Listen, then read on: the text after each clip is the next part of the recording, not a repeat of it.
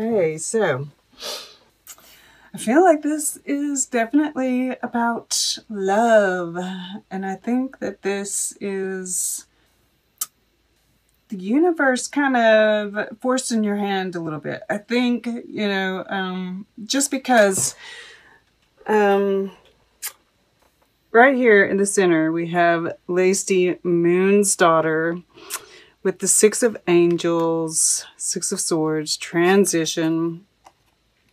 And we have underneath it the fairy godmother and the moon, right? Illusion. And these are really like mimicking each other for me. Mostly, not so much the Six of Angels, but the fact that we have an angel here in the future, we have an angel here, and Lacey has wings as well. I feel like the universe is kind of, it's like they talk about in this that, the fairy godmother can sometimes, she gives us lessons as well. And Lacey can kind of trick us into stuff, right? She's kind of mischievous. You can see that. There's a mischievousness about her. So I feel, and we see this angel kind of swooshing things out. And we do have, with the Seven of Hearts here, that's kind of got that illusionary kind of feel to it too. And I feel like they're kind of,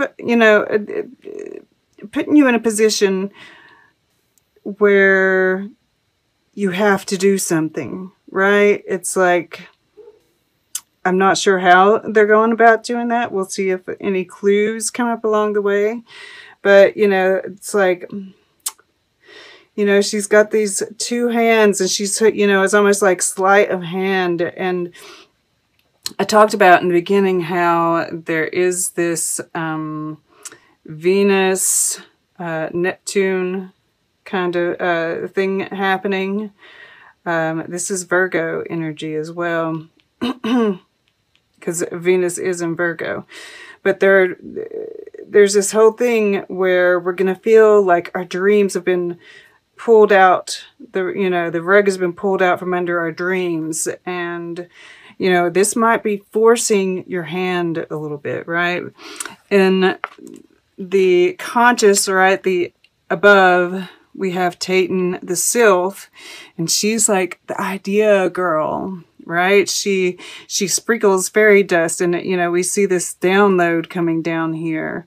And this Knight of Trees, right? He's meditating, he's very still, and it's like, I just feel, and you might be, looking for the right words to say, right? Because, I do see the Lovers is in the air element. So this is something that you're thinking about. And this is possibly a decision, right?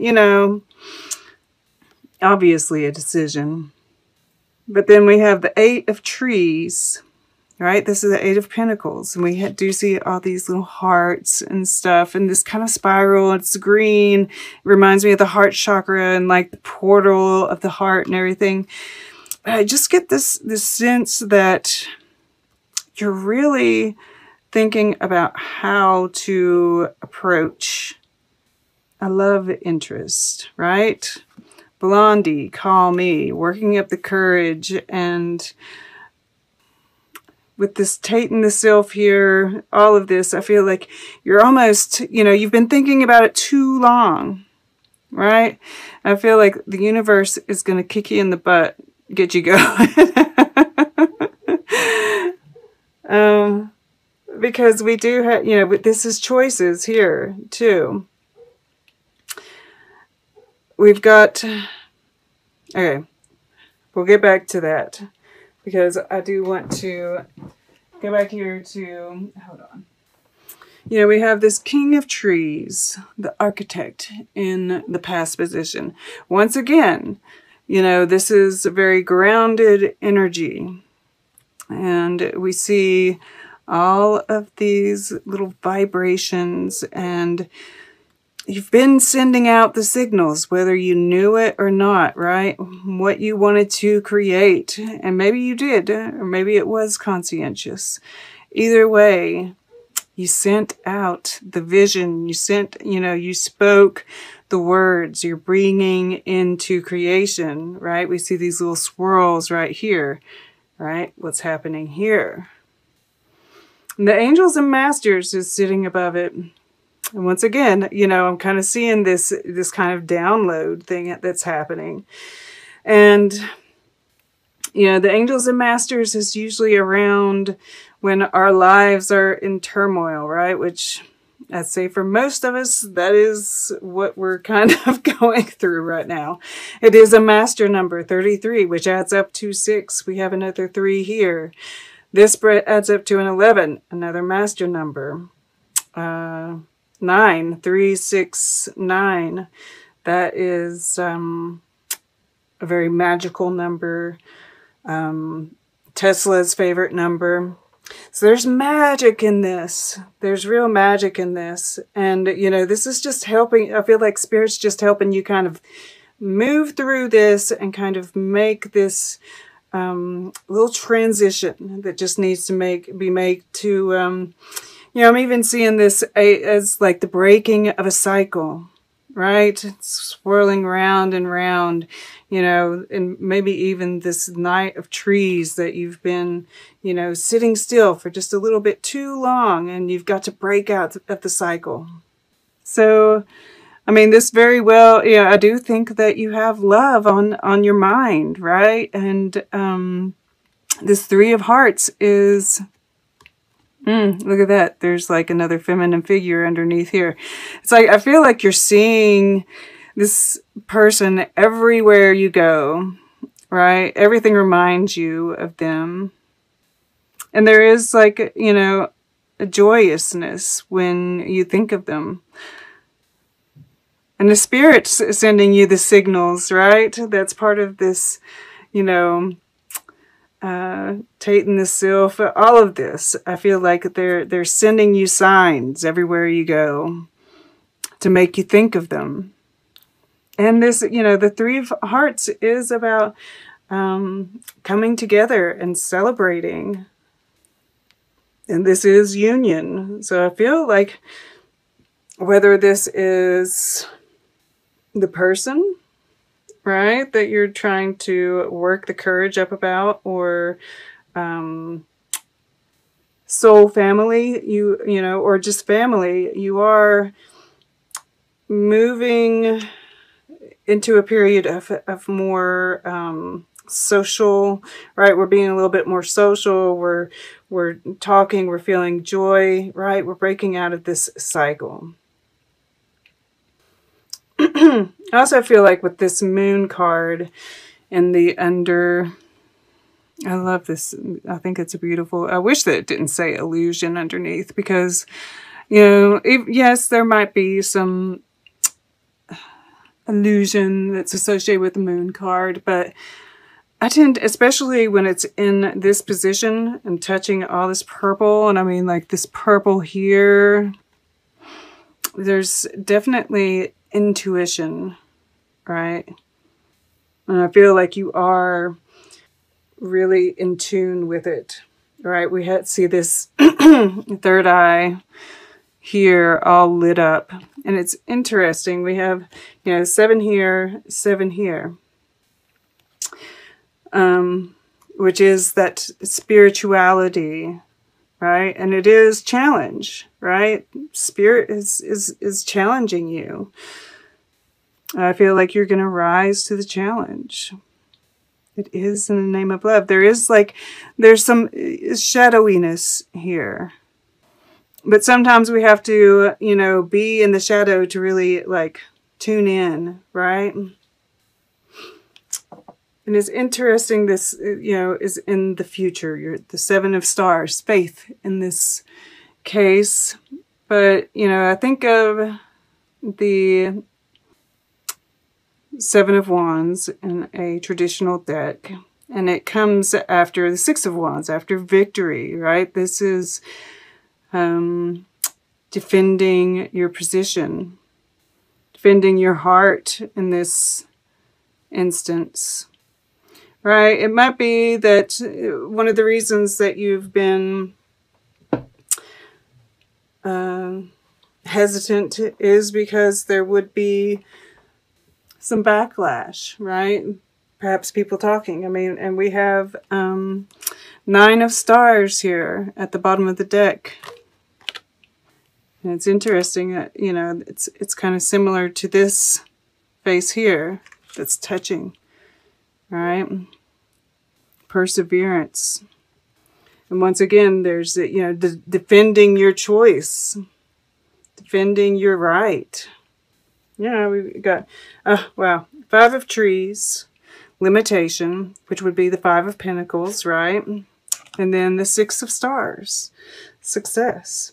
Underneath that is King of Stars, Alchemist. Once again, that alchemy coming in. And this is like, yes, inner alchemy. Absolutely.